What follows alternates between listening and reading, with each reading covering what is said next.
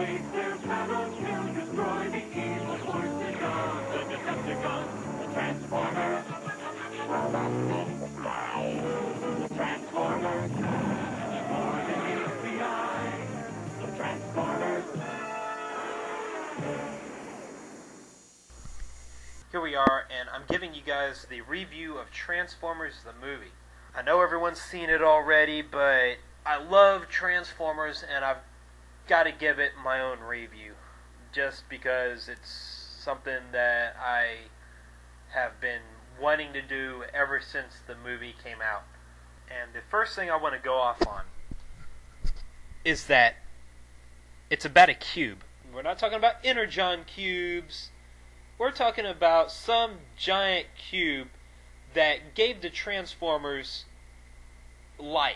I don't know if it has anything to do with the Quintessons, but we probably won't ever find that out in the movies to come. I would have liked to hear the original Transformers music. That would have been really good. So it seems like the Transformers aren't the ones who pretty much crash into the Earth millions of years ago, as depicted in the original cartoon.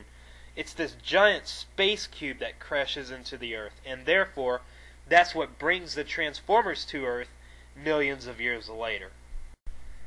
The opening scene was pretty cool, with the transforming helicopter, and it was everything that I imagined that the Transformers would be.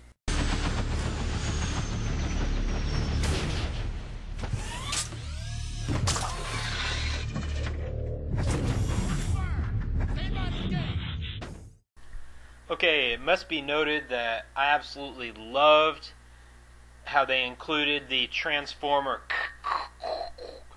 that sound into the transformations of the robots. That was in this opening scene. You get to see how strong the Transformers really are, but you find out later that they're not actually that strong. They're in the cartoons, they're pretty much invincible, but in the movies, there's extremely higher technology than what we have, but as far as their armor goes, they're pretty vulnerable to attack.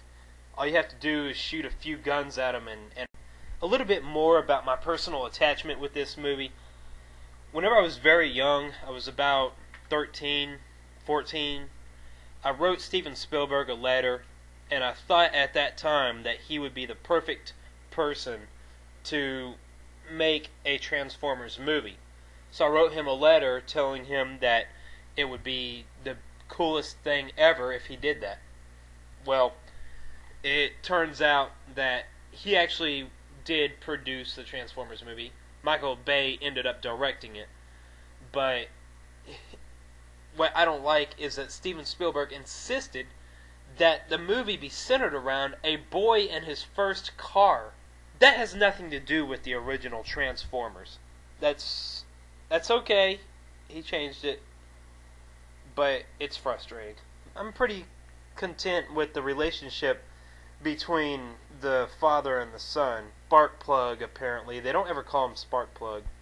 But there's also Spike. And their relationship seems like it's okay at the beginning, but it gets disappointing further off we get. I'm glad that they gave a nod to the original Bumblebee bug that he was, and that was great. And I can't stand what they did with Frenzy. I mean, how do you get from this to this?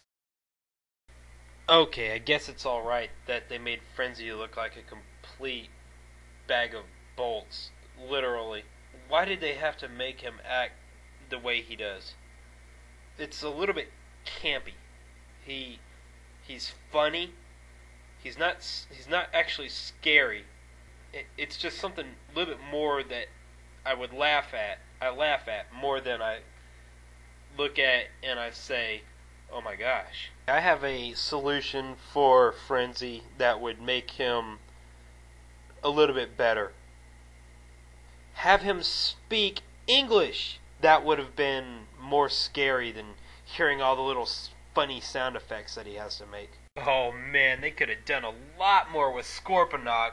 Oh dog, this kind of Transformer, that can go underneath the ground, and oh man, just my imagination just goes wild with what they could have done with Scorponok. But I am so disappointed. All they do with Scorponok is just shoot him up until he's a bloody pulp. I mean, he survives, but they practically destroy him where he's no good anymore. He's probably going to be in the next movie to some degree, but he could have upped the danger levels like crazy. And I love this next scene. It's just absolutely genius. I did, however, like the upgrade that they gave Bumblebee. He's tough. I like that. I think every Transformer should be tough. Extremely tough. Invincible, impervious to human weaponry. Tough. Oh man, that's how they need to do it throughout the whole movie. Did you see how fast that police car transformed? It's like, bam, car, bam, robot, bam, car, bam, robot. That's how they all need to do it. They could have made this car chase way better than what it was. I swear, the car chase in The Matrix blew this one away by 10,000.